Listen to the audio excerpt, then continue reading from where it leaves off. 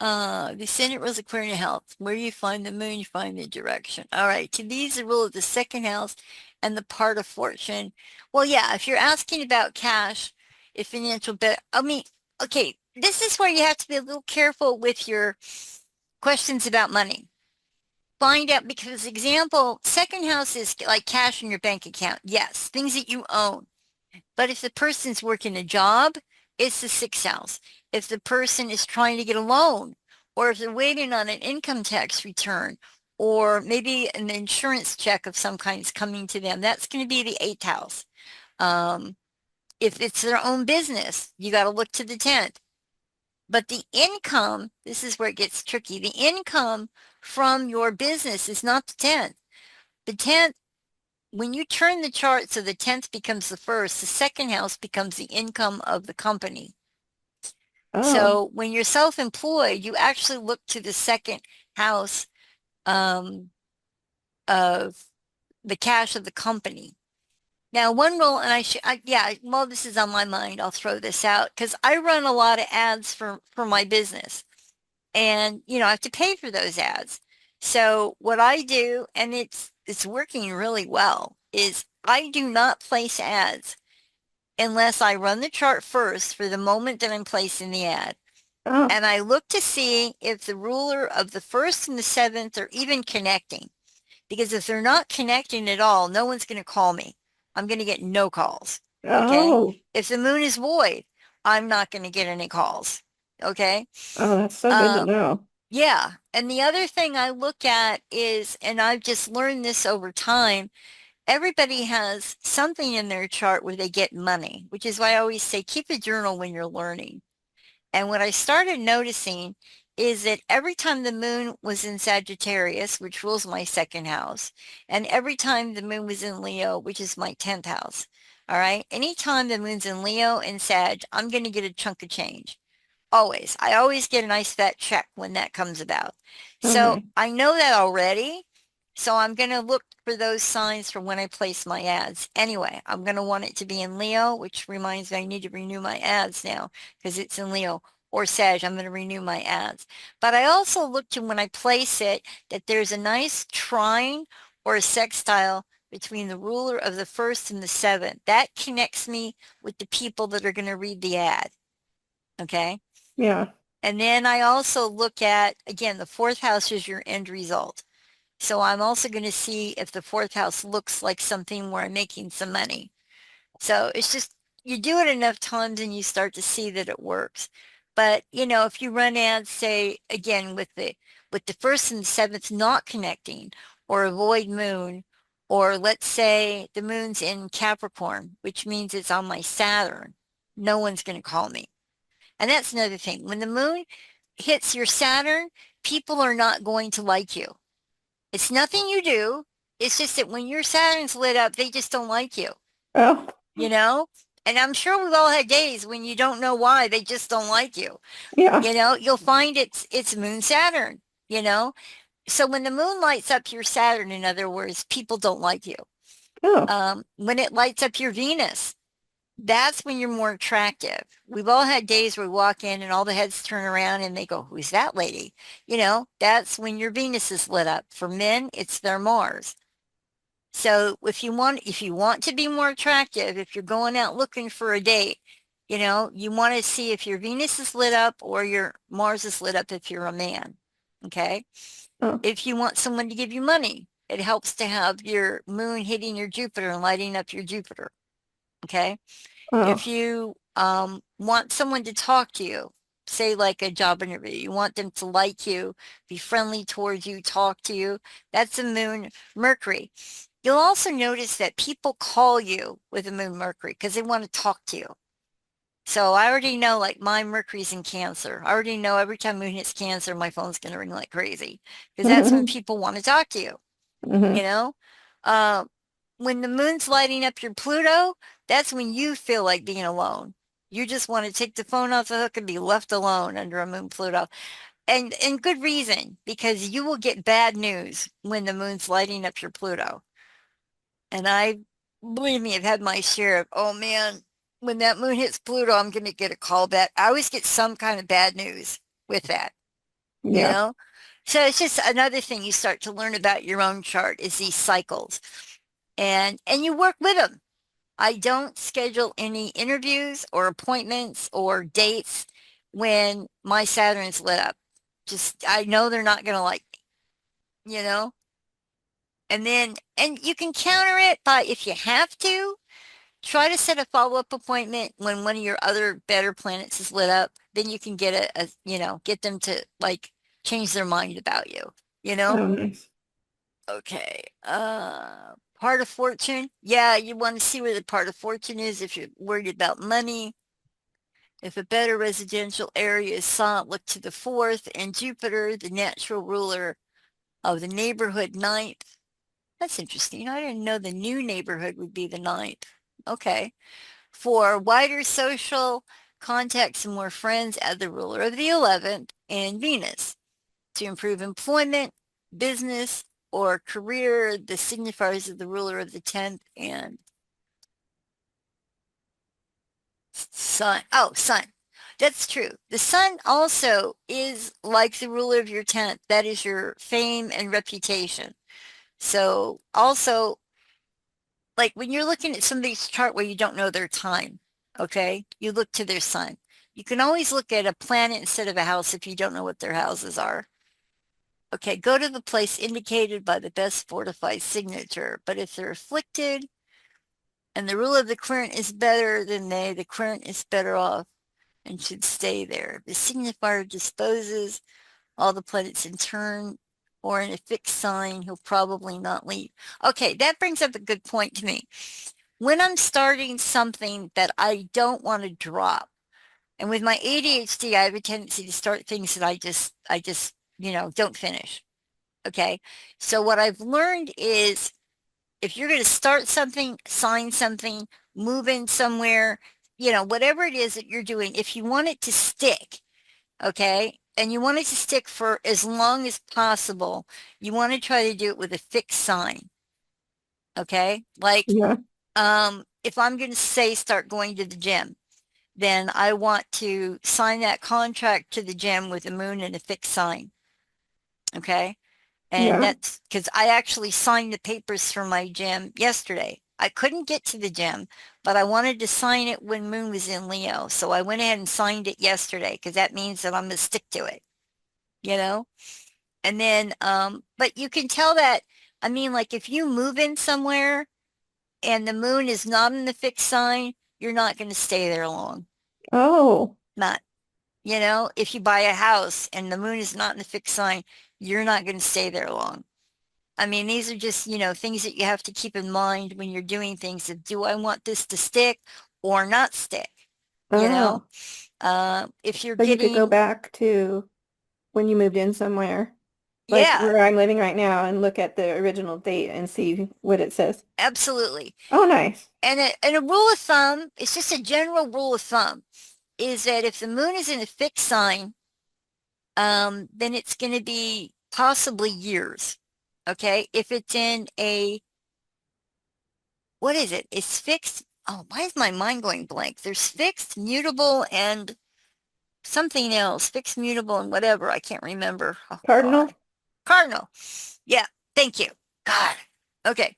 This is why I got to get my chops back because I haven't really done this that long. I mean, I'm coming back to it. So yeah, I got to get this back in my memory again. Yes. If it's immutable, it's going to be months. And if it's in cardinal, it's going to be days. Oh, geez. So, I mean, there's a general rule of thumb, like let's say I'm doing a horary or an event. One thing you'll see over and over again is if the rising is in either Aries or Libra, that's a cardinal. And especially if it's early, like 0 degrees, 1 degrees, 2 degrees. Okay. Anytime you see that as you're rising, this is something's going to happen quick. There's going to be a quick change, quick turnaround, quick resolution. Something's going to change, but let's say that you again have a fixed rising. It's going to be slower. Oh, And no, I'm not going to get into death yet, but I mean, there's a kind of a way where you can just look at the rising and know if this person's going to die young or not, but we'll do that another day. But as far as questions go, or the moon, or what are you doing, kind of a thing. Just, do I really want to stick with this? And then you try to just wait till that moon's in a fixed sign. But if you don't want to stick with it, do it when it's in a cardinal. Yeah. Okay, go to the place best fortified. But if they're afflicted in the ruler, no. Okay, we don't have to worry about. This is the thing that used to drive me crazy about her stuff, is it's like another language. But once you crack it, it's really brilliant. Sorry, I'm trying to drink some coffee and wake up.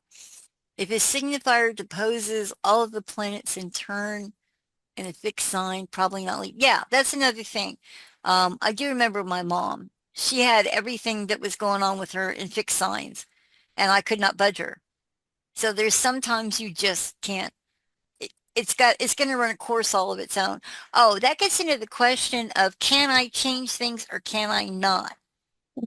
When I'm looking at a lot of fixed signs, nothing I do is going to change the course of that. All right. Mutable, I might be able to make some changes. And cardinal, yes, I can get in there and I can make changes on that. Okay. This fortified signature denotes by house. What part of the country is best? That's where you look up. If you're trying to look at locations, you got to look up the rulers. And that will also give you an idea about like where things are, where people come from, that kind of thing. The sign, direction. Okay. Moon 8. Okay, that's all right. If we're getting into actual missing people and objects, um, that's all later. Because this will tell you if it's in the northwest part of whatever, yada, yada. Okay, we're going to leave that to another time. If the querent wishes to remain in the same city but move to another section, follow the above. Okay. For a better apartment in the same building. All right. Let me see if I can go to the next page here. All right, that was first house questions. And get rid of that. Get rid of that. Okay. All right. That's a good point. Perfection. Okay. The term bringing a matter to perfection means a final conclusion one way or the other in the affirmative or negative. You're always able to say yes or no or why, giving proof to your answer in a horary question. Okay. Let me see. Wait. We must have an aspect between the two planets that represent the querent and the quested, or we have nothing to bring them together by themselves. In such a case, we ask the moon co-ruler, one of the two, to act in his stead in the matter. If she aspects the other signifier and the same planet rules the querent and the quested, we again take the moon as a co-ruler. Okay, I've looked at charts where I'm not getting an answer by, say, the first house of the seventh house. I can't figure it out. Okay. So that's when you fall back on the moon. The moon is always like she's saying, it's a co-ruler in the question. So let's say you're looking at the chart itself and you're really not getting an answer. Just go back to the moon. That's your fallback on an answer. What is the moon doing? All right. And that's where it talks about perfection. And that's where we look to see, is the moon aspecting either the first house or the planet in the first house or the ruler of the first house, or the same with the seventh? Look to see what the moon is doing. Okay. And that tells you a lot more information that you need. Okay. Yeah. For example, the signifiers are Saturn, ruler of the first, and Uranus, ruler of the second, but they're not within orb of aspect. Accordingly, we use the co-ruler of Saturn, the querent, and note that the does aspect the other ruler, Uranus. If the sextile, away opportunity and within 1 degree, the equivalent of 2 hours travel, so the purse is to be found without much difficulty in 2 hours. Let me see. I think that's on the next. Nope. Nope. Nope. Okay, never mind. I'll go back to it. Okay. Yeah, she's got a chart on how to find a missing purse. And then she's able to tell you like how long it takes to find it. That's where again you follow the moon. I'm trying to think of an example. Um, go on. Just keep this in mind for later. Is if you're not sure about the signifiers as far as giving you an answer, then you just fall back on the moon. Now, perfection is when you're looking at the last aspect, the very last aspect the moon makes. That again tells you how things wind up, you know? Yeah. And one of the ways that you tell what that means, okay, is what aspect is it making? So that's where we get into conjunction and parallel. Conjunction and parallel are always good, bringing two signifiers together to conclude the matter. In a cardinal sign, what is cardinal? You know, I probably should look that up. Hold on. I am really bad with memorization. Hold on. Astrology, cardinal signs. Okay. Okay, cardinal signs are Aries, Cancer, Libra, and Capricorn. Okay, astrologer, mutable signs. Okay, mutable signs are Gemini, Virgo, Sagittarius, and Pisces. And then astrology fixed signs.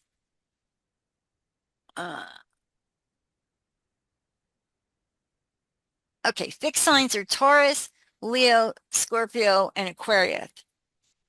Now, one side note, when even though you may be looking at fixed cardinal, whatever, on something to determine time or how stable something is, keep in mind two things. Moon in Scorpio and moon in Cancer are called mute signs, meaning the person doesn't speak. Now, where is that relevant? For example, let's say you're expecting someone to confess the truth to you. Maybe a murderer. Is a person going to make a confession? If the moon is in Scorpio or Cancer, no, you're not going to hear something. Okay.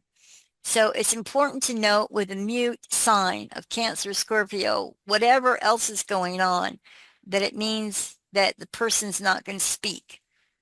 My mother had that also. She had the mute sign when she died. It was in Scorpio. And Oh, she couldn't speak. She had the tube in her throat. yeah. So I remember mentally going, well, yeah, she couldn't talk. Okay. But conjunctions and parallels are good, bringing signifiers together to conclude the matter. In a cardinal sign, an angular house. Angular houses are the first house, the fourth house, the seventh house, and the 10th house. Okay. Now, when that happens, that is the fastest combination denoting days, sometimes hours. That's true.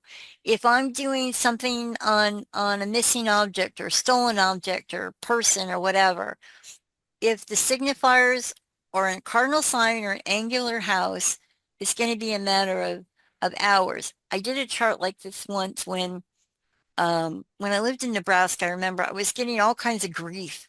I mean, grief back there for being an astrologer, right? And so I'm glad this happened because it turned the way that people in the town were treating me. I mean, they used to just treat me like they thought it was some kind of witch or something, you know? And then I got a call. It was middle of the night, and they said a bunch of kids, they get in a bus and they go to away football games.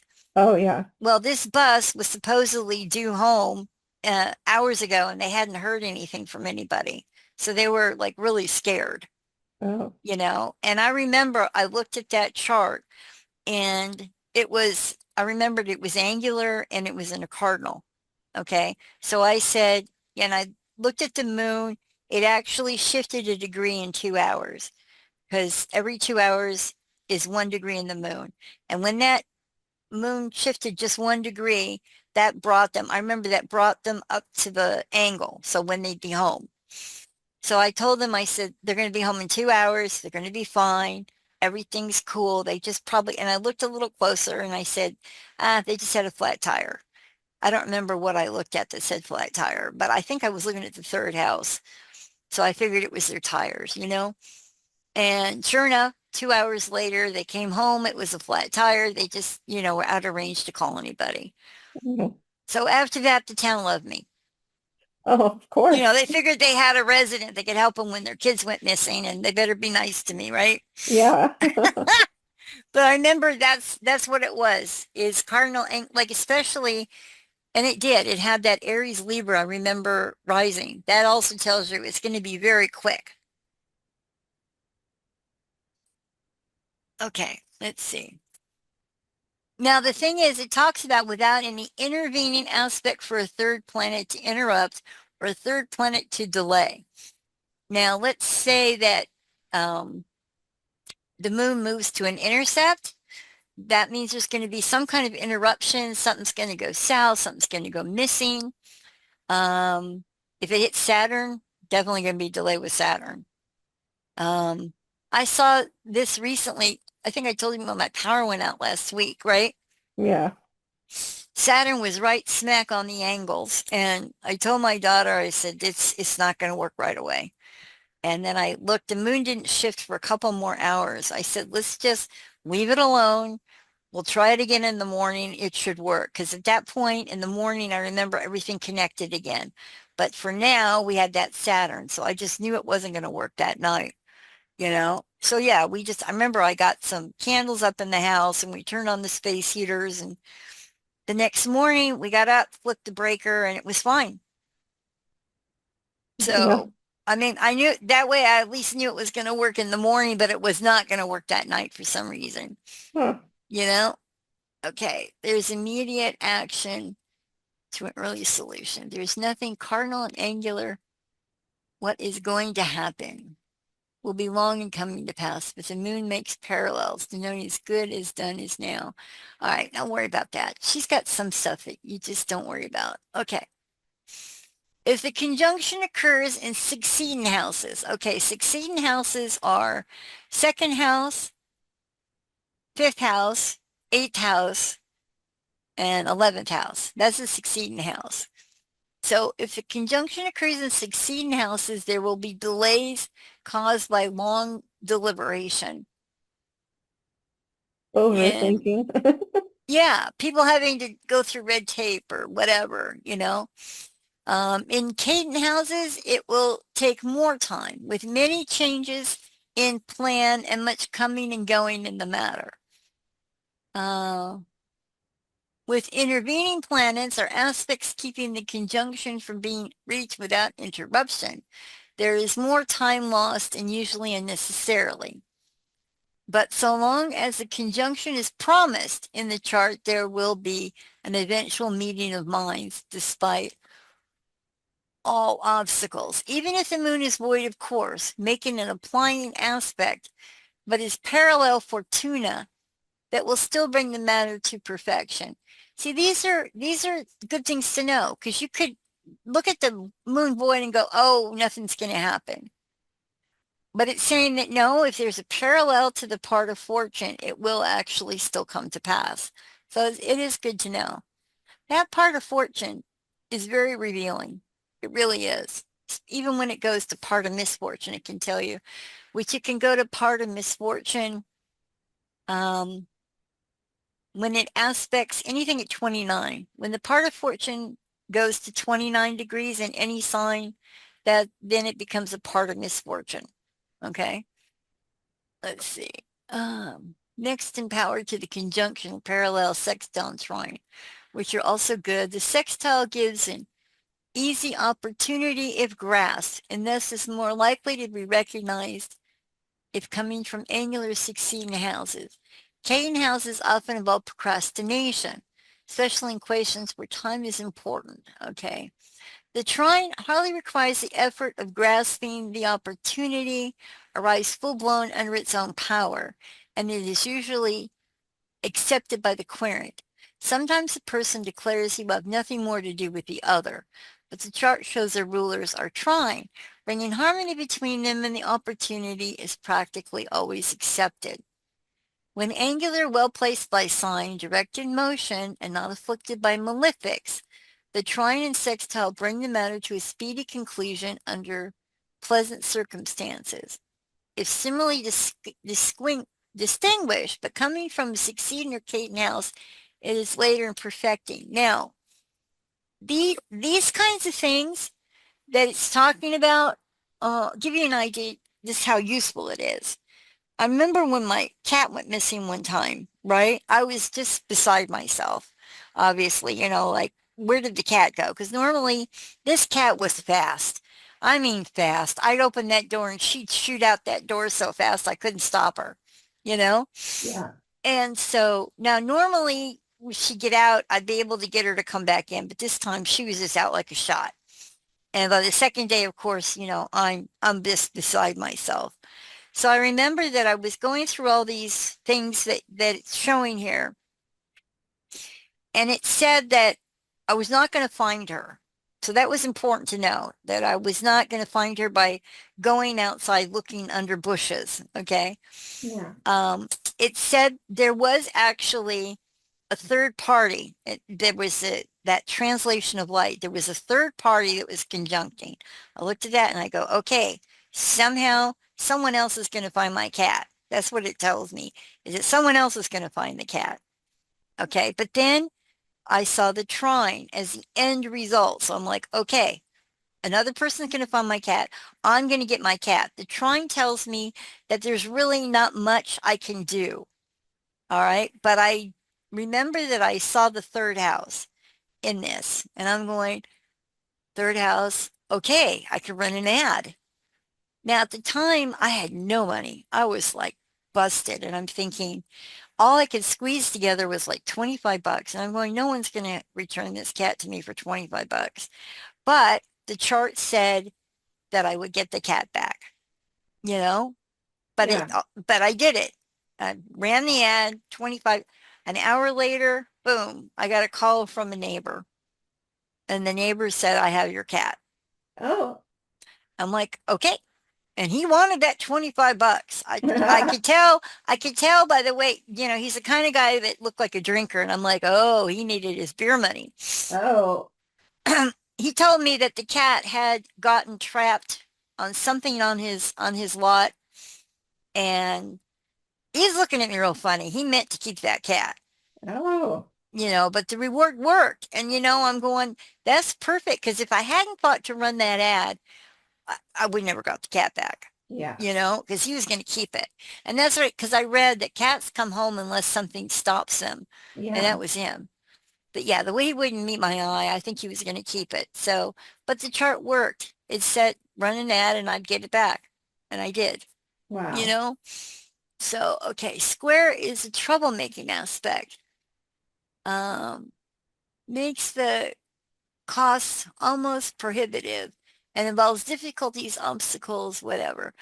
One thing you notice when there's a square aspect, I call it a fight and resolution. It means that you have to fight for something, but that you will reach a conclusion. Yeah. Okay. Oppositions are different. Oppositions are, it's gone. It's not going to happen. It's going to be taken away from you. Nothing you can do. But squares are, it's worth fighting for. Oh. Okay. If the signifiers are angular and strong by sign, direct in motion, not retrograde, not afflicted by malefics, fortified by good aspect to the sun. That's true. Always look to the sun for success also, or to Venus or Jupiter for compensation for any loss.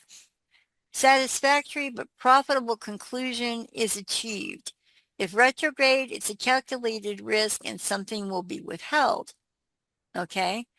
If succeeding in Caden houses quarreling prevents a continuation of formal, pleasant relationships and the estrangement is lasting, if fixed signs are involved.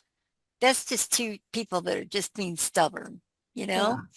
If the moon aspects with a square to a retrograde malefic, there will be trouble before all is said and done, and any request will give great offense. And here we go. Opposition is a separative aspect, therefore not calculated to bring opposing forces together or to handle a matter where there's distance between them.